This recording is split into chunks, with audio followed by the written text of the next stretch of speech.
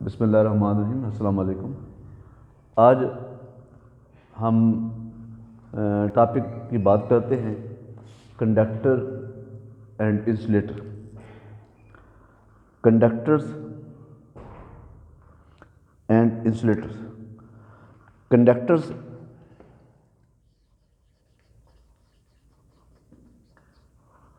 वो सब्सटेंस जिसके अंदर करंट पास हो सकती है वो कंडक्टर है।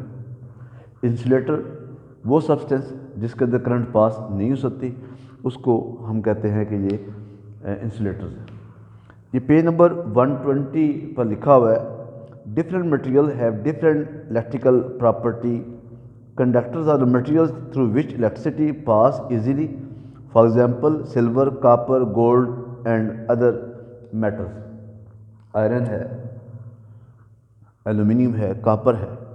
तो ऐसे सब्सटेंस कि जिनकी कंडक्टिविटी ज़्यादा होती है वो कंडक्टर है। ऐसे सब्सटेंस जिनकी कंडक्टिविटी बिल्कुल ज़ीरो होती है, पूर होती है, हम उसको क्या कहते हैं, दे आर कॉल्ड इंसुलेटर। ये टॉपिक मोस्टली शार्ट के तौर पर आता है, कंपैरिजन के वाले से भी आ सकता है, डिफाइंड कंडक्टर आ सकता है, डिफाइंड इंसुलेटर आ सकता है। ये शार्ट ही आएगा।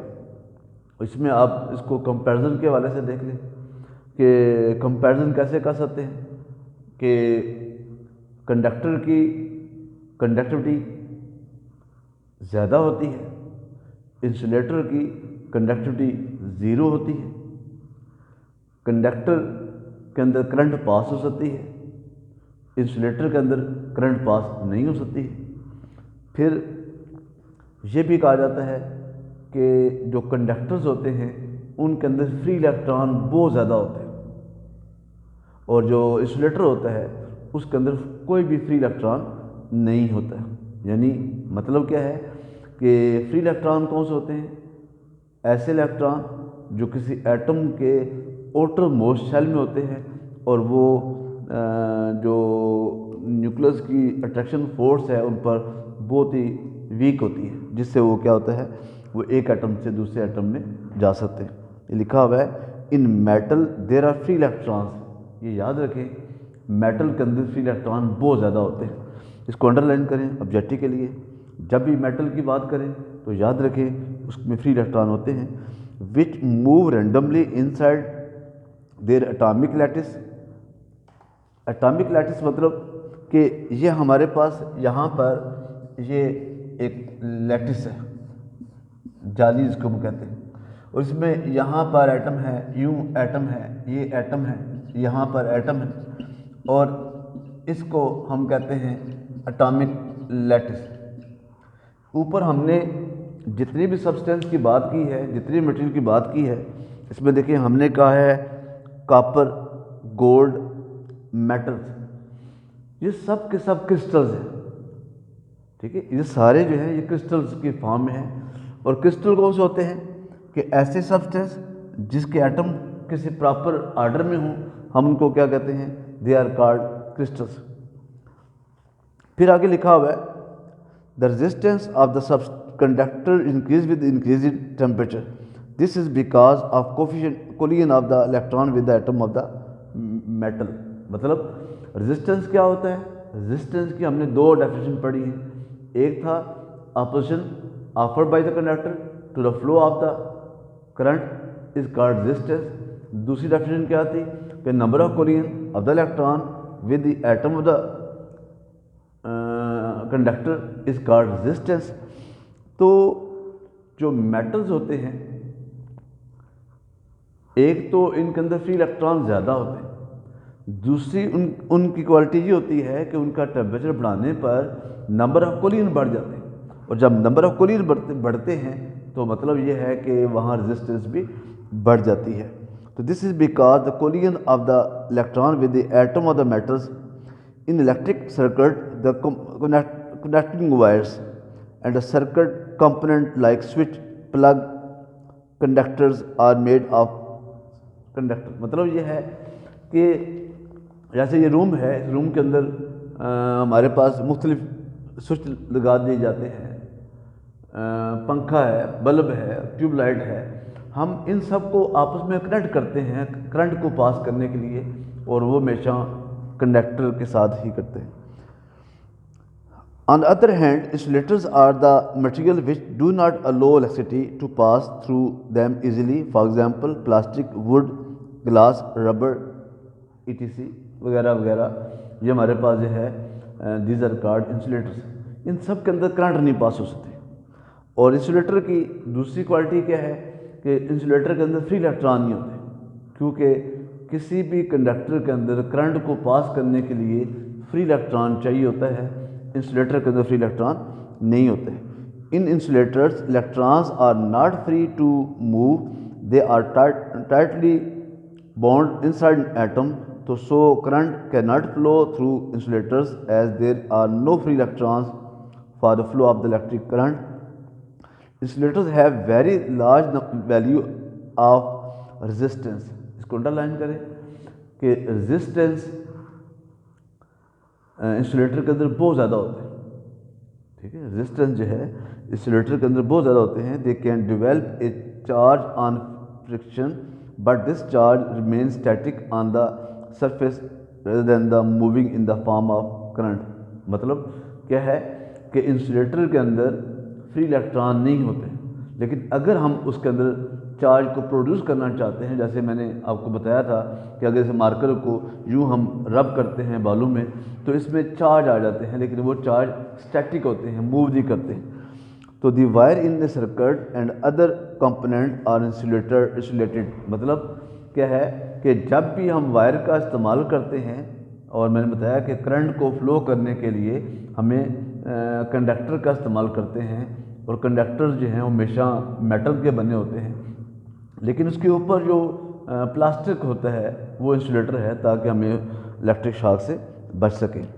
The wires in the circuit and other component are insulated. The insulated materials protect us from the electric shock as the current passing through the wire. जो ही wire में से करंट पास होती है तो हम वायर से करंट से कैसे महफूज हो सकते हैं, उसके ऊपर जो है प्लास्टिक कवरिंग कर दी जाती है इंसुलेटर की। तो ये आपने इस टॉपिक को दो अंदाज में तैयार करना है।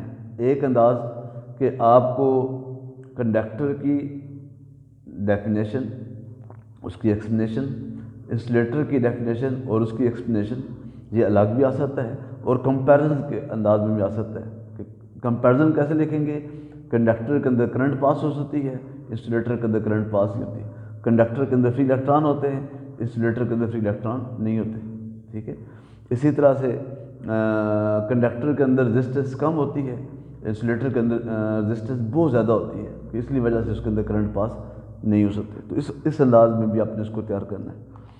फिर नेक्स्ट टॉपिक है characteristics of ohmic and non ohmic conductors.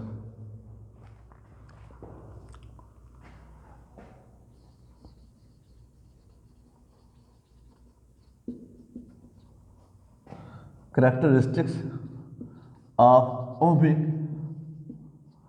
and non-ohmic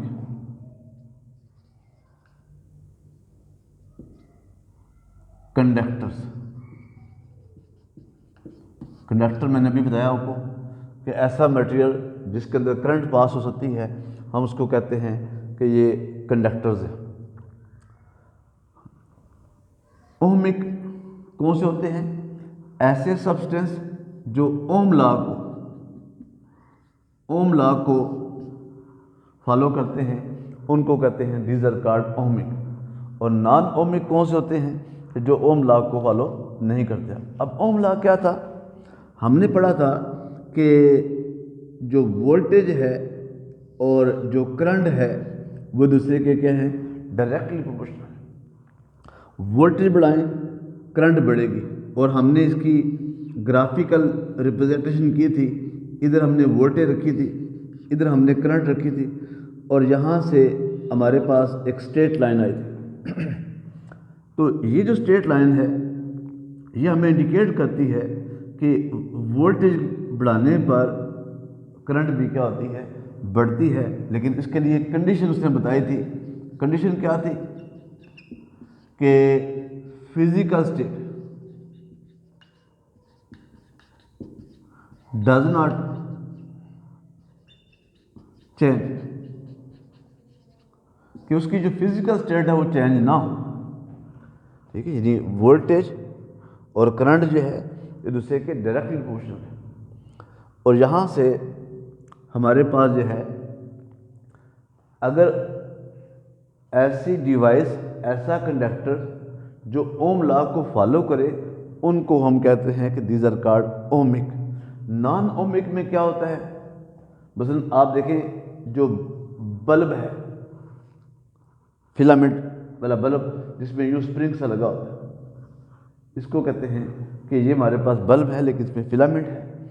जब इसके अंदर करंट पास करते हैं, वोल्टेज अप्लाई करते हैं, तो यहाँ पर ये तो लाइन तो स्ट्रेट आ रही है, लेकिन जो ही आपने वोल्टेज और बढ़ाई है तो फिर क्या हुआ, अब इसकी जो करंट है वो बढ़ने की बजाय क्या हो रही है, वो कम हो रही है। मतलब कि अब इसकी जो करंट है वो कम की हुई है, क्योंकि इसकी जो फिजिकल स्टेट है, फिजिकल स्टेट जो है जिसको हम कहते हैं टेम्परेचर, वो चेंज हो गया। क्योंकि जब करंट पास होगी तो ये हीट अप हो जाएगा। हीट अप होने पर, टेम्परेचर के बढ़ने पर नंबर ऑफ कोलिन बढ़ जाएंगे, रेजिस्टेंस बढ़ेगा, और रेजिस्टेंस के बढ़ने पर करंट क्या हो जाएगी, कम हो जाएगी। फिर उसके बाद हम बात करते हैं सेमी कंडक्टर की। उसने बुक में लिखा है, थर्मिस्टर की बात हो रही है।